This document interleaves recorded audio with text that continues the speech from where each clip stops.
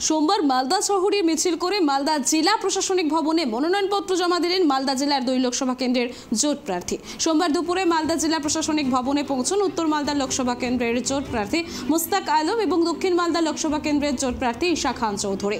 গঙ্গা ভাঙন, সার্বিক উন্নয়ন ও সম্প্রীতির বার্তা দিয়ে এই ভোট চাচ্ছেন তারা। কর্মী সমর্থকদের সমর্থন পেয়েছে তার ব্যাপারে আশাবাদী ঈশা খান চৌধুরী প্রয়াত সাংসদ গনি খান চৌধুরীর ভাইপো।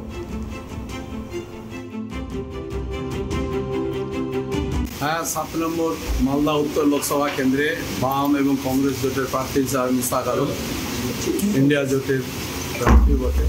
আমরা নমিনেশন জমা দিলাম আজকে এডিএম জেলা পরিষদ এডিএম জেনারেল কাছে।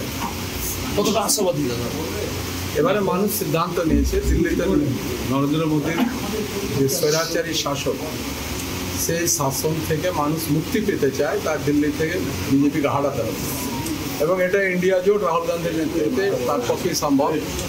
উত্তর মালদা তার বাইরে নয়, মালদা জেলার মাটি স্বর্গীয় গনি খান চৌধুরী, ডক্টর গোলামী আজদানি, প্রিরঞ্জন দাস মুন্সি এই এলাকাগুলো থেকে নির্বাচিত মানুষের অনেক কাজ করেছেন এবং আমি ছাত্র রাজনীতি থেকে গনি খানের আজ পর্যন্ত কলেজ নো ব্রেকআপ বারবার বলেছি যে আমরা কারণ যে পার্টি এক ভোটও টানতে পারে সেও আমাদের কম্পিটিশন, কিন্তু শেষ মুহূর্তে আমাদের যত অ্যানালিসিস আছে আমাদের বিজেপির সঙ্গে লড়াই হবে। এটা যতটুকু আমরা বুঝতে পারছি ঘুরতে ঘুরতে গোটা 7 বিধানসভা ঘোরার পরে এটাই আমরা বুঝতে পারি। বলছি গোটা টাউনটা তো কভার করলেন, কেমন সারা পেলেন মানুষের? সারা খুবই ভালো, কি বলবো, মানে আমাদের এটা তো নমিনেশন মিছিল, এমনি তো একটা মিছিল, শুধু নমিনেশনের জন্য এত লোক এসছে মিছিলে, আর এত লোক সামনে এসছে দোকান থেকে, মানে কাজের দিন আজকে সোমবার, তবু এত লোক সামনে এসছে মিছিলদের দেখতে, লোকদের ভালোবাসা,